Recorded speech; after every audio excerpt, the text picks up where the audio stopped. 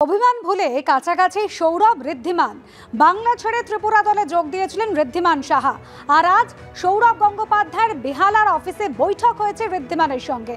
আমাদের প্রতিনিধি সৌমিত্র রায় এই মুহূর্তে রয়েছেন আমাদের সঙ্গে টেলিফোন লাইনে। সৌমিত্র, বরফ কি তাহলে গলল?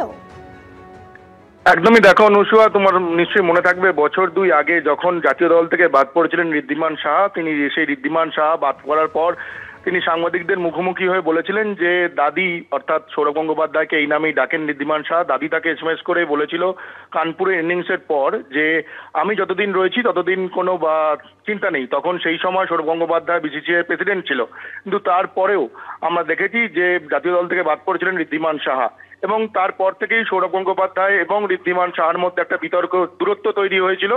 আজ সেই দূরত্ব মিটলো এবং তোমাকে বলে রাখি তারপর আমরা দেখেছি যে একাধিক ইস্যুতে ঋদ্ধিমান সাহার সঙ্গে CABর একটা দূরত্ব তৈরি হয়েছিল এবং ঋদ্ধিমান সাহা তুমি জানো যে বাংলা ছেড়ে ত্রিপুরায় চলে গিয়েছিল। আজকে যে সৌরভ গঙ্গোপাধ্যায়ের বেহালার অফিস, সেখানে বৈঠক হয়েছে দুজনের মধ্যে, রুদ্ধদ্বার বৈঠক হয়েছে, প্রায় 1 ঘন্টা বৈঠক হয়েছে। তারপর সেই বৈঠকের পর সৌরভ গঙ্গোপাধ্যায়ের ঘনিষ্ঠ মহল সূত্রে যেটা জানা যাচ্ছে বা ঘনিষ্ঠ মহল যেটা দাবি করছে যে ঋদ্ধিমান সাহা সৌরভ গঙ্গোপাধ্যায়ের কাছে আগ্রহ প্রকাশ করেছে যে তিনি আবার বাংলা দলে ফিরতে চান। তারপর সৌরভ গঙ্গোপাধ্যায়ের সঙ্গে এই নিয়ে আলোচনা হয়। সৌরভ গঙ্গোপাধ্যায়ের সঙ্গে আমরা ফোনে যোগাযোগ করেছিলাম। সৌরভ গঙ্গোপাধ্যায় যেটা জানিয়েছেন যে তিনি CABর সঙ্গে এখন তো কোনো তিনি পদে নেই, তিনি এই বিষয়টা CAB প্রেসিডেন্ট স্নেহাশিস গঙ্গোপাধ্যায়কে জানাবেন। ফলে ঋদ্ধিমান সাহার আগামী দিনে বা অদূর ভবিষ্যতে বাংলায় বাংলায় ফিরলে এবং বাংলা দলের জার্সি গায়ে চাপালে সেটা অবাক হওয়ার কিছু থাকবে না। সৌরভ গঙ্গোপাধ্যায়ের ঘনিষ্ঠ মহল সেটাই দাবি করছে। ধন্যবাদ সৌমিত্র। ঘূর্ণিঝড়ের জেরে ফের বিদ্যুৎস্পৃষ্ট হয়ে মৃত্যুর ঘটনা, ফের প্রাণহানির ঘটনা, ফের রেমাল দুর্যোগে বিদ্যুৎস্পৃষ্ট হয়ে লিলুয়ায় মৃত্যু হয়েছে এক যুবকের। অর্থাৎ বাংলায় রেমাল দুর্যোগে মৃত বেড়ে হলো 7।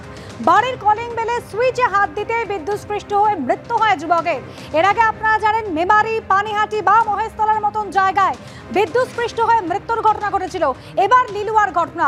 সুনীত হালদার আমাদের প্রতিনিধি রয়েছেন আমাদের সঙ্গে টেলিফোন লাইনে। সুনীত, এর আগে 4 জনের বিদ্যুৎস্পৃষ্ট হয়ে মৃত্যুর ঘটনা ঘটেছে ঘূর্ণিঝড়ের জেরে, এবার লিলুয়ার আরো একজন যুবক।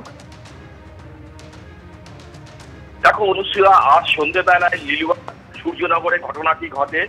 প্রসেনজিৎ গুহ নামে বছর 30-এর এক যুবক বাইরে কাজ সেরে যখন বাড়িতে ফিরছিলেন, সেই সময় বাড়ির যে কলিং বেল তিনি চেপেন এবং কলিং বেল টিপতেই তিনি বিদ্যুৎস্পৃষ্ট হয়ে তাকে ছিটকে যায় এবং তাকে আশঙ্কাজনক অবস্থায় লিলুয়ার TL জয়সওয়াল হাসপাতালে নিয়ে গেলে চিকিৎসকরা তাকে মৃত বলে ঘোষণা করেন। প্রাথমিক তদন্তে পুলিশ যেটা জানতে পারে যে যখন তিনি কলিং বেল টিপেছিলেন সেই সময় কিন্তু যে কলিং বেলের তার সেটা কিন্তু লিকেজ ছিল, অর্থাৎ কোনো জায়গায় ছেঁড়া ছিল এবং বাড়ির গ্রিলের সঙ্গে ওই ছেঁড়া তার জড়িয়ে ছিল এবং কলিং বেল টেপার সঙ্গে সঙ্গে তিনি বিদ্যুৎস্পৃষ্ট হন এবং গ্রিলে তার হাত ঠেকেছিল এবং তারপরে তিনি ছিটকে যান এবং এই ঘটনায় পুলিশ একটা অস্বাভাবিক মৃত্যু মামলা রুজু করে তদন্ত শুরু করেছে এবং মৃতদেহ পোস্টমর্টমের জন্য পাঠানো হয়েছে। এই ঘটনায় সন্ধ্যের পর ওই এলাকায় অর্থাৎ লিলুয়ার সূর্যনগরে একটা শোকের ছায়া নেমে এসেছে।